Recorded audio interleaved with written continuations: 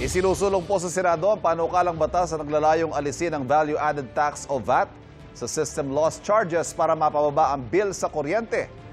At kaunoy po yan mga kapanayam natin na naghain ng Senate Bill number 2076, Senador Risa Ontiveros. Senadora, good morning po. Thank you for joining us. Yes, thank you for inviting Ivan at magandang umaga rin at sa ating mga tagapakinig. Sen, tinawag niyong double burden yung pagbabayad ng VAT sa system loss charges. Ako rin, personally, hindi ko alam may ganun pala. Paliwanag nga po sa mga manonood natin ang ibig sabihin nito. Oo, ay nako, dobleng pasakit at insulto pa talaga yan sa ating mga tao, Ivan. Yung system loss na tinatawag, ito po yung defined sa bill na ang diferensya sa electrical energy na dinideliver sa distribution system. So ito yung pinapasok ng grid sa ating distribution system. At yung energy na dinideliver naman sa ating mga residential household consumers, energy output. So yun naman yung dinidistribute ng ating mga distribution utilities sa bawat bahay natin. Yung VAT, consumption tax sa goods and services. So ito yung buwis sa bawat produktong binibili natin o serbisyong binabayaran natin, tulad ng kuryente. So yung system loss charges, ito yung sinisingil sa atin dahil sa losses di umano sa distribution, delivery ng kuryente. Hindi goods and services na binibili natin bilang power consumers. So, sinasabi ko na dobleng pasakit yan kasi pinagbabayad na nga tayo sa system loss, so hindi naman natin napakinabangan. Hindi natin ginamit na kuryente. Pinagbabayad pa tayo ng buwis dyan. Yung VAT na yan, yung value-added tax, consumption tax, hindi dapat pinapatawan ng VAT yan dahil hindi na nga natin kinonsume. Hindi natin ginamit yung kuryente. Ito yung mga illegal connection, di ba? Yan yung mga system loss nila. Well, kasama na po yun. So kung ano man, ito po ay dapat binabalikat ng energy sector. Yung 'di ba, yung transmission at yung distribution pati generators. Hindi tayong mga consumers, hindi tayong mga gumagamit niyan. Senator, bakit hindi na lang yung mismong system loss charge sa halip na VAT lang yung tanggalin natin? Is that possible? Well, it is possible, Ivan, pero kung pagtanggal sa system loss charges mismo na pinapasa sa consumers, mas mahabang debate pa yan at mas komplikado. Pwede namin talakayin yan, Ivan, pag diskusyon na sa EPIRA, yung mismong batas sa kuryente. Pero habang wala pa yan, itong pagtanggal sa VAT o buwis sa system loss charges, kumbaga agarang step 1 na yan sa pagbawa sa bayarin sa kuryente. Practical siya, napaka-practical at epektibo.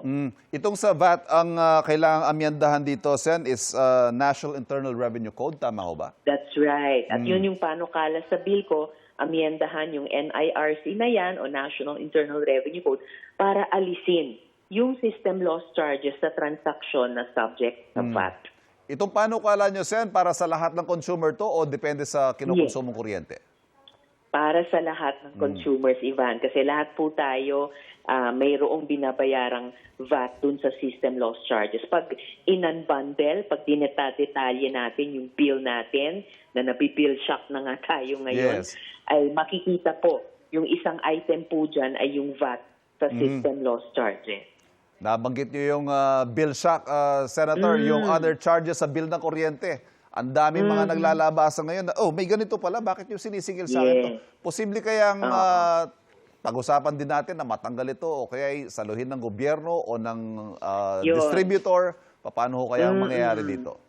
Iyon yung isang panukala pa, Ivan, na yung ibang items dun sa bill natin na nagsishock sa atin ngayon, baka tamang dapat yung gobyerno na ang magbalikat o particular na yung panahon na may gera at saka oil crisis, no? Para mabawasan naman, mabigyan ng konti pang ginhawa, relief yung ating mga kababayan. And isa po, itong pinag-usapan natin specifically, Ivan, yung VAT sa system loss charges at saka itong isa pang pwede bang ang gobyerno na ang magbalikat sa ibang mga items dyan? Kasi una pa lang itong bill sa ngayon, yung Senate Bill 2076, plano po namin magsulong pa ng iba pang panukalang batas. At yung buong layunin ng mga proposals na to, of course, matulungan ang mga pamilya, lahat ng pamilya at lalo na yung low-income households. So lahat ng pamilya makaraos sa gitna ng tumataas na bayarin ng mga bili at mga bilihin dahil nga sa global oil crisis na ito. Sen, as a final point, every time we talk about doing away with taxes, syempre, lost revenue po sa gobyerno ito. How do you respond to that? Totoo.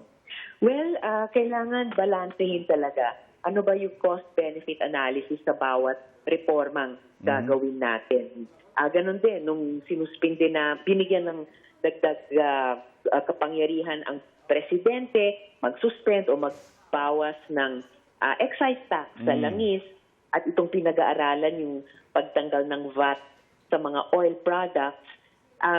Siyempre, nasa isip din magkano mawawalang revenues.